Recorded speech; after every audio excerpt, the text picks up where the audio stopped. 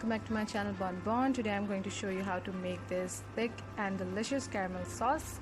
So start by placing your heavy bottom saucepan on medium heat and add in your sugar and water and swirl the pan so that it cooks evenly. Make sure you have your cream ready as well and keep an eye on your caramel. You're looking for an amber color to appear.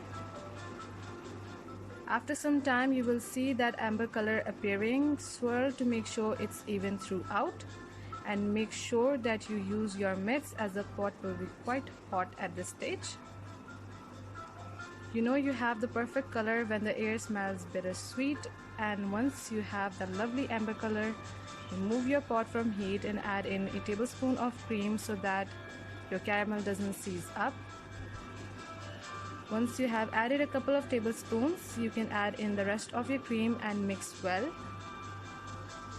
You can use this caramel in your baking or to decorate cakes or on top of ice cream or even to make caramel popcorn at home.